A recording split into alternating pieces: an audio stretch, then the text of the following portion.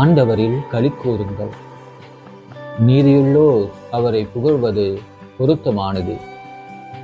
யாழிசைத்து ஆண்டவருக்கு நன்றி செலுத்துங்கள்.